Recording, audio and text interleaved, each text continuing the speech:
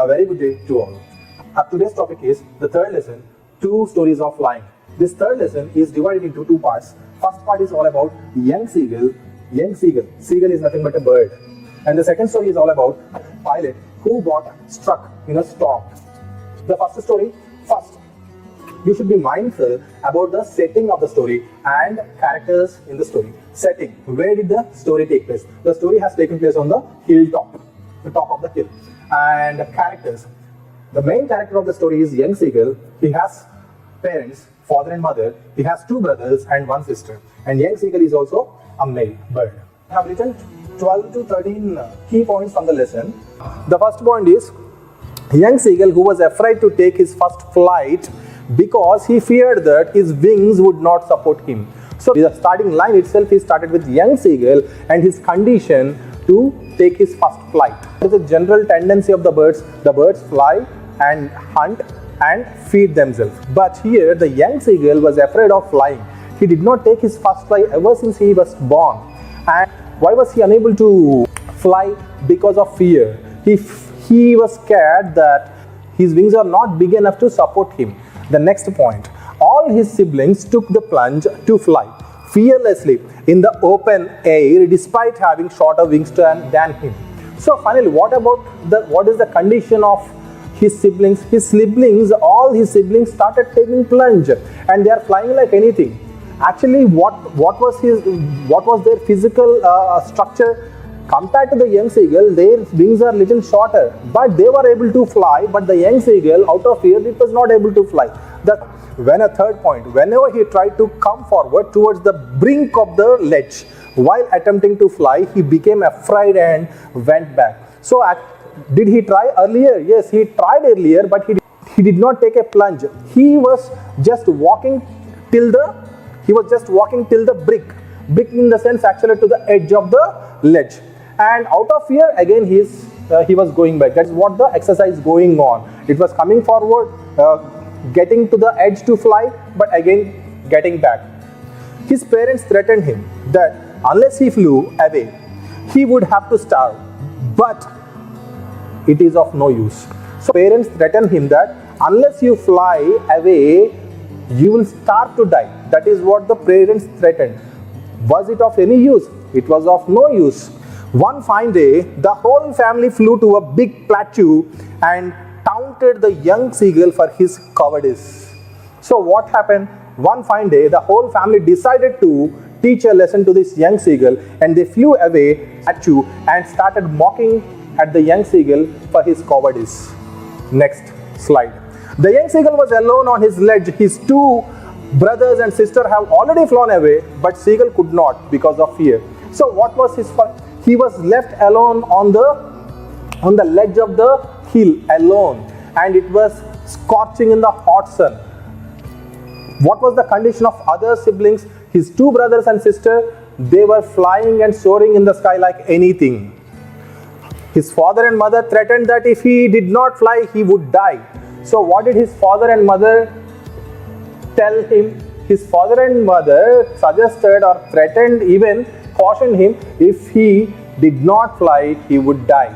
But seagull's mother finally, as a parent, parents always wanted their children to become successful by standing on their own feet. They wanted to be individuals of their own decisions. They wanted their children to be good citizens in the society. That is how their expectations were. And to meet their expectations, they do everything. Now, the same thing has been done by seagull's mother, but not directly, indirectly. What did she do? Actually, seagull's mother bought a fish, tore a piece of fish in front of young seagull. Seagull, by that time, it was already hungry for one day. And the sight of food made seagull mad, as he was hungry for one day. So, by seeing the sight of food, seagull became mad and it was awaiting for the food expectantly. Mother flew closer but did not feed food. This made seagull more angry. So finally what happened? The mother, young seagull, was expectantly looking for the food from the mother seagull. Mother seagull flew very near to young seagull, but mother seagull did not feed food. It flew over young seagull, not feeding the food. This trait of his mother made young seagull more angry. He was so mad that he dived at the fish. He fell upwards and downwards into space. Finally, out of frustration, out of madness, out of hunger, what did it do? It jumped into the air. It dived into the air at that fish. And he fell upwards and downwards into the space. Space in the sense air. Great fear caught him. His heart stood still. That is only for a moment. Great fear caught him. So all of a sudden it feared like anything. Great fear caught him. But that fear lasted only for a moment. The next moment, it was a surprise. What happened with the next moment? The next moment he felt his wings spread outwards and wind rushed against his breast feathers. So the very next moment, the young seagull, which was in the space, it could feel his wings got stretched, flapping downwards and upwards, and the wind is rushing against his breast feather. It is doing nothing but flying, soaring in the sky like anything, like any other bird. The next moment he was soaring, saying ga ga ga, and saw his father, mother, brothers and sister diving along with her joyously in the sky. So the very next moment when it was soaring, all the parents, what the parents were expecting, young seagull to fly. That was the thing happened. Out of happiness, even the parents and sisters and brothers, all the siblings joined young seagull. They were flying in the sky, making the sound ga ga ga. And the very next moment, what happened? After flying for some time, it landed in green sea. When it was landed in green sea, it was sinking into the sea. It got tired and it was about to sink. And again, it flapped its wings and started soaring upwards into the sky along with his mother. This is how young seagull learned soaring high in the sky. This is the first lesson, first story. And the second story is all about the author. The author is a pilot. The setting of the story is not constant. When the story starts, it starts in Paris. From Paris, it goes to England. So this is the story setting. How many characters are there? Only two important characters. One is the pilot, another one is second pilot, and the third minute character is a woman who sits in control room. Now, very short story, let me explain briefly.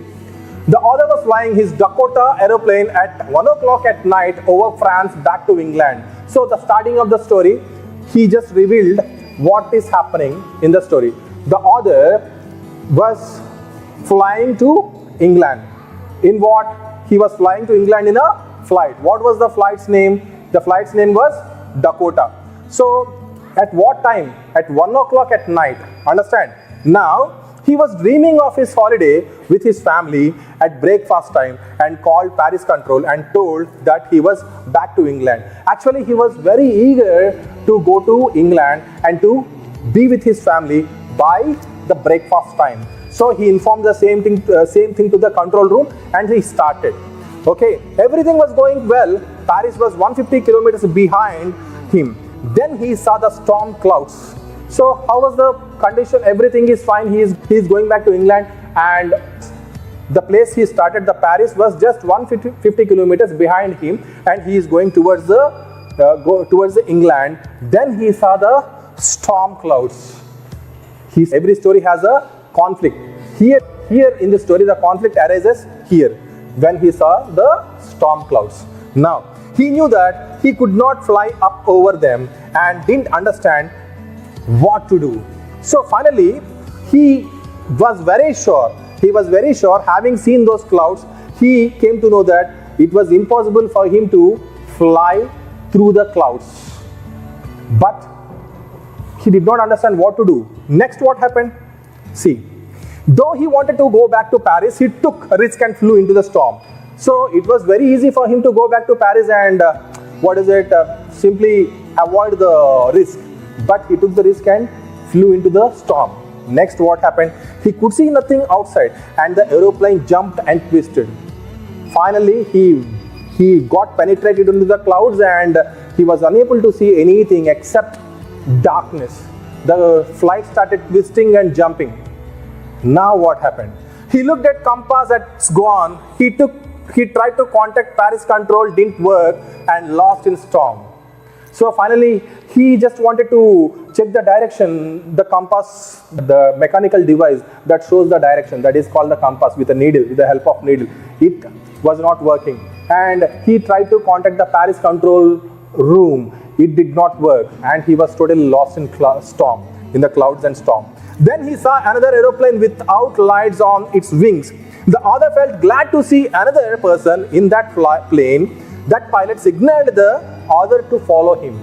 So what happened? There was a magically something happened with author. What was it?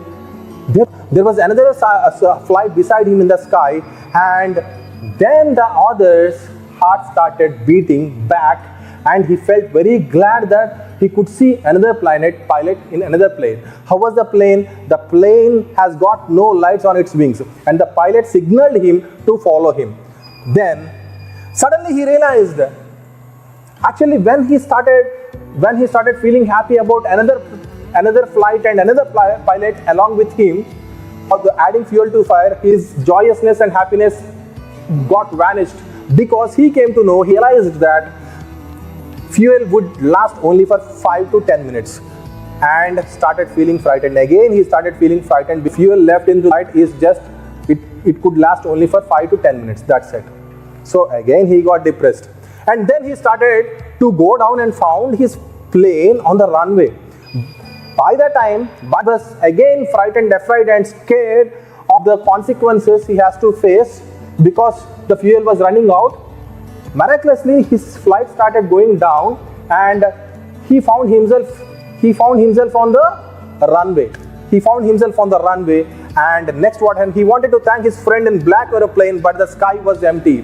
So soon after getting down from the plane, what was his first and foremost attempt? He wanted to go to that person and thank the pilot. Then he went into the control room and asked, where was that another pilot? So finally, he went into the control room and asked, ma'am, where was that another pilot who came along with me, who signaled me, and who directed me to land safely? Where was he? Then the woman smiled and said, there was no other plane except yours. The woman gave a shocking reply that there was no other plane except yours. Author was astonished and contemplated who was that person helped when he was without compass and radio in the plane. So